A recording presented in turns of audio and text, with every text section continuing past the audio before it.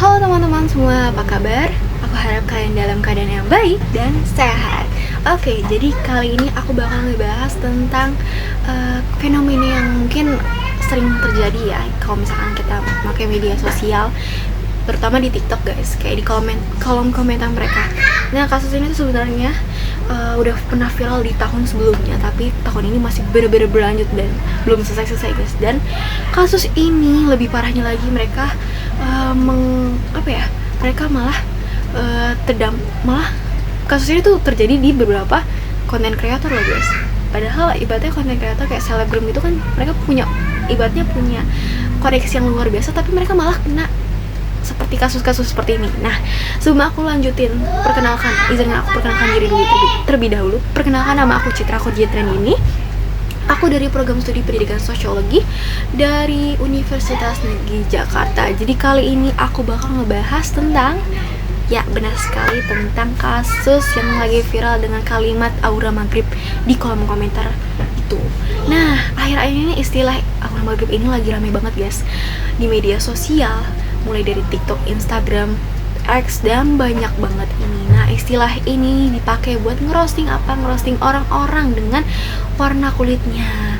Nah, warna kulitnya ini tuh lebih ke arah yang kulit gelap guys, karena mereka menganggap kalau misalkan maghrib tuh suram, gelap. Padahal nyatanya nggak gitu guys. Kita tahu bahwa maghrib ini adalah dimana ditunggunya adalah senja. Ketika maghrib itu kan terjadi ketika matahari itu terbenam, dan ketika matahari terbenam itu akan memunculkan senja yang luar biasa cantiknya. Padahal kan seperti itu kalau misalkan kita amati lebih lanjut lagi, tapi sayangnya aura maghrib ini diartikan sebagai suram, gelap. Nah, masalahnya ini tuh benar-benar dipakai buat menyindir penampilan seseorang, khususnya di warna kulit itu tuh. Padahal warna kulit itu, kita tahu bahwa warna kulit itu bukan sesuatu yang bisa kita pilih. Kayak misal kita ketik atau apa kita pilih, atau kita nggak bisa milih karena kita dari lahir udah terbentuk dengan warna kulit seperti itu, karena itu ciptaan dari Tuhan sendiri. Dan juga kita harusnya justru bersyukur dong kalau misalkan Indonesia ini kan emang kaya dengan keanekaragaman, baik dari suku, ras, budaya, dan agama. Nah, harusnya kita bangga dengan hal ini. Tapi karena standar kecantikan di Indonesia ini nih yang berada di media sosial cenderung memihak kulit putih, akhirnya orang-orang yang dengan kulit agak gelap sering terjadi sasaran olok-olokan dari orang-orang lain. Nah, makanya itu adanya istilah kayak gini guys. Nah, dalam budaya Indonesia nih kita diajari untuk sopan santun, menghargai orang lain. Bahkan kita dulu ketika budaya kita zaman dulu, dimana kita itu benar-benar nggak boleh bahkan mengatai udah termasuk hal-hal yang melanggar aturan norma yang berlaku guys. Tapi sekarang malah kayak gini guys. Padahal dulu banyak banget pepatah yang ngajarin pentingnya untuk bisa menjaga ucapan, seperti kata pepatah Jawa seperti anjining diri sakalati, dimana artinya harga diri seseorang itu ada di lisannya, yang artinya kita diminta buat bisa hati-hati dalam menjaga lisan kita di depan umum ataupun di khalayak umum ataupun di media sosial pun juga sekalipun sama aja. Nah, dalam budaya Indonesia ini kita diajari untuk sopan santun dan menghargai orang lain. Ini benar-benar harus kita lestarikan, karena dengan ini kita bisa terbiasa dengan hidup berdampingan dengan berbagai macam suku yang ada di Indonesia ini, baik itu dari Papua, dari Sabang, maupun sampai Merauke sendiri.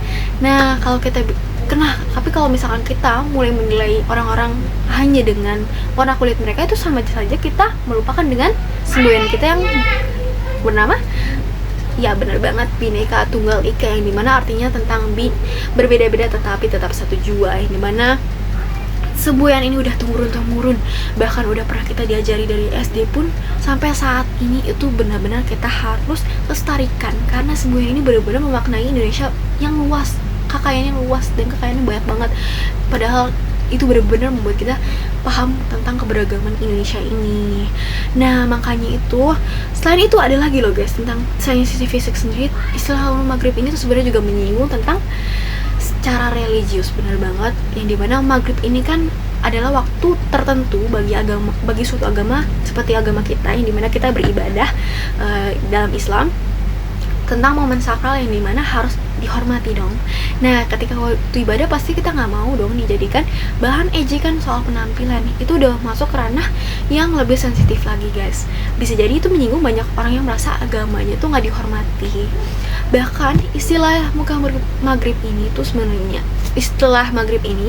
berakar dari tradisi lisan yang dimana kita tahu bahwasanya kalau misalkan ketika kita masih anak-anak kita disuruh pulang cepat-cepat ketika maghrib karena takut ada goib, yang dimana hal ini tuh adanya transisi dunia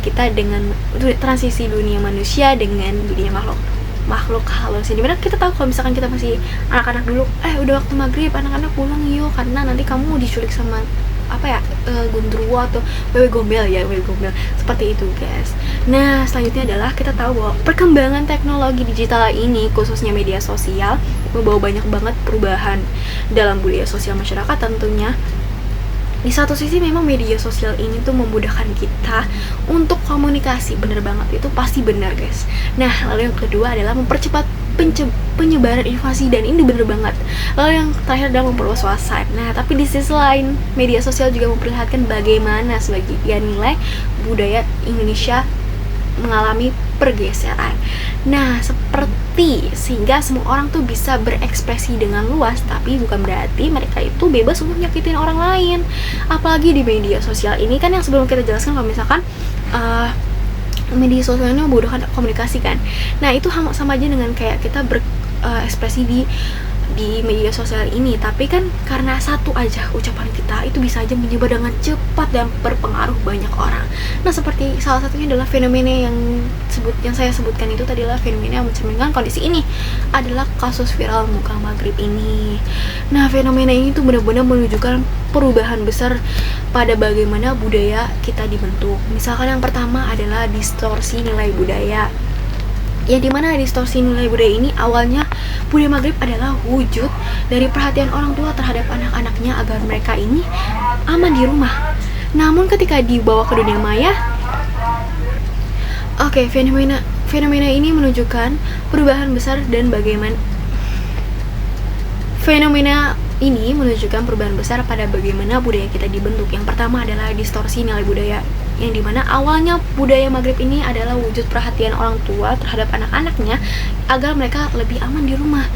Namun ketika kita dibawa ke dunia maya tanpa filter nilai-nilai budaya sendiri, ini berubah menjadi candaan yang kasar, body shaming, terselubung, lalu yang terakhir adalah bentuk perundungan digital. Nah, yang kedua, budaya humor yang tidak sehat. Kita tahu bahwa Indonesia ini dikenal dengan sebagai bangsa yang humoris, tapi masalahnya tidak semua jenis humor itu sehat, guys. Dalam kasus ini seperti humor yang menjadi alat untuk melegalkan penghinaan, di mana seperti yang sebelumnya dijelaskan, kalau misalkan alat untuk memunculkan memperkuat adanya stereotip, jadi mana fisik negatif ini. Padahal dalam budaya tradisional ini humor diajarkan untuk menghibur tanpa menyakiti. Lalu yang ketiga adalah pergeseran fungsi tradisi, yang dimana fungsi tradisi ini berubah menjadi dari melindungi menjadi apa? Mentertawakan. Lalu yang kedua, mendidik menjadi menghina. Kalau dibiarkan terus-menerus, fenomena ini akan menimbulkan banyak hal dan memunculkan banyak dampak yang bakalan berpengaruh bagi kita semua.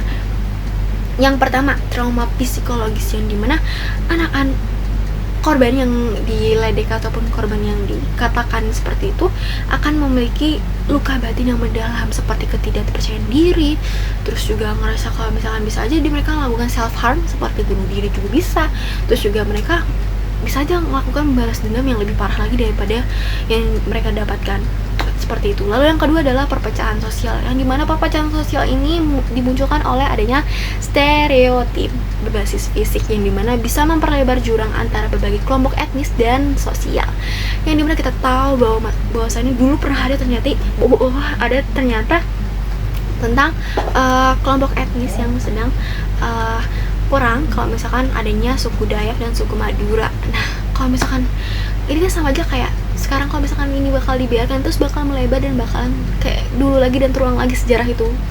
Oke, lalu yang ketiga adalah hancurnya budaya empati, yang dimana ketika kita membicarakan soal ini pastinya empati peduli kita menjadi hilang. pastinya kita menjadi bersikap bodoh amat, dan juga kita ngerasa kalau misalkan kita nggak ada rasa tenggang, rasa kita udah perlahan hilang guys.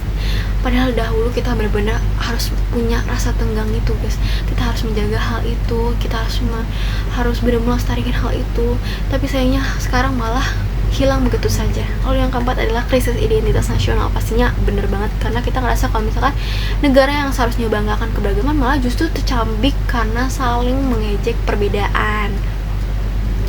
Nah, untuk mengatasi masalah ini ada beberapa hal yang bisa kita lakukan. Yang pertama adalah kampanye anti body shaming, yang dimana kita bisa lakukan secara masif.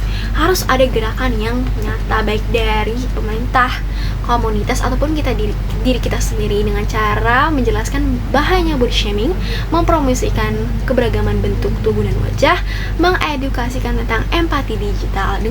Misalkan dengan kita melakukan tagar aja itu udah membantu banget guys, bantu banget, oke? Lalu yang kedua adalah pendidikan literasi digital di sekolah. Nah, kita tahu kalau misalkan kita berada di jenjang tingkat pendidikan, pastinya kita juga berada di tingkat pendidikan dong. Maksudnya kita pasti pernah berada di pendidikan kan. Nah, di pendidikan ini kita udah diajarkan tentang cara berperilaku sopan di dunia maya pun dunia nyata kan. Terus juga konsekuensi dari cyberbullying juga kan kita harusnya udah tahu guys. Karena kan ibaratnya kita udah menempuh pendidikan selama ini. Lalu yang terakhir adalah pentingnya berpikir kritis sebelum mengunggah atau mengomentari sesuatu.